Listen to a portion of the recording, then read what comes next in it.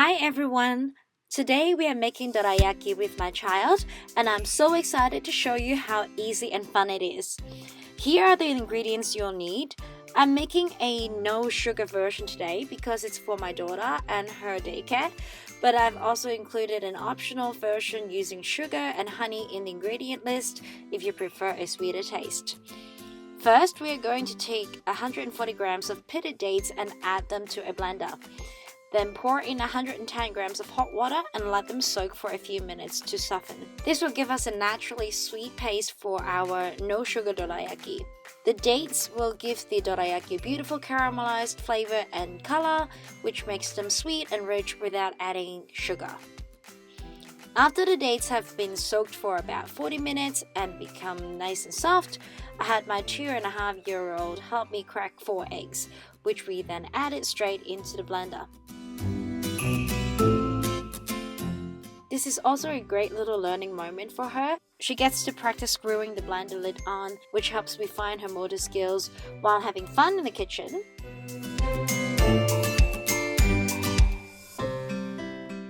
She can also have fun pressing some buttons on the blender, which makes the whole process interactive and exciting for her.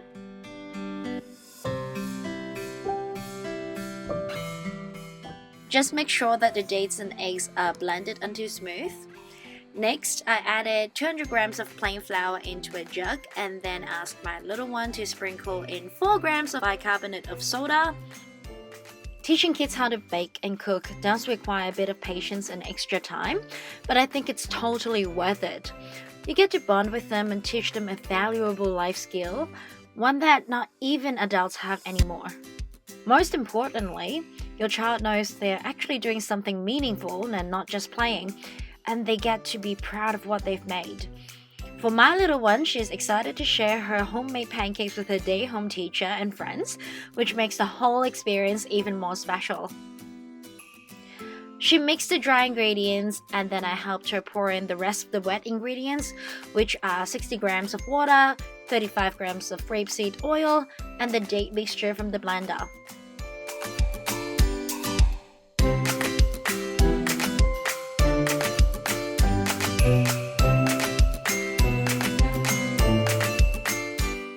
I told her to be careful not to mix it for too long, or the batter would develop gluten and the pancakes won't be soft.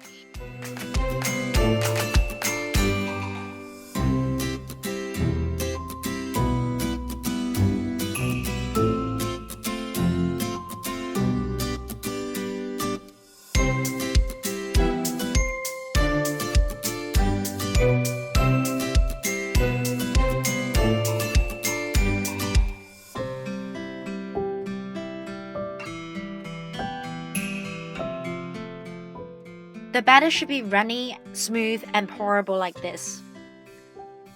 We then left the batter to rest on the counter for about 30 minutes. I have an induction stove and I set it to 140 degrees Celsius, which I find is the perfect temperature for these pancakes. I brushed a bit of oil on the pan and used a large salad spoon to scoop the batter, trying to keep the pancakes uniform in size. Once you see bubbles forming on the surface, which takes about a minute and a half, you can flip the pancakes and cook them for another 5 to 10 seconds. Only one side of the pancakes need to be beautifully caramelized. I left the pancakes to cool on a cooling rack before assembling them into dorayaki. For the filling, I made a quick banana custard in the microwave using 3 ripe bananas, 2 eggs, and a tablespoon of corn flour. We also had some with vanilla ice cream and jam, which was amazing.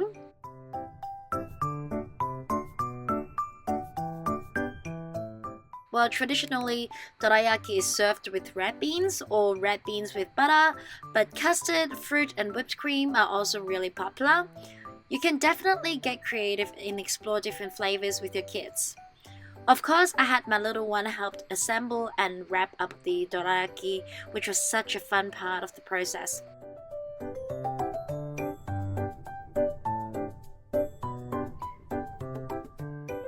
You can store them in an airtight container in the fridge, and if they get a bit stiff, just pop them in the microwave for 10 seconds to soften.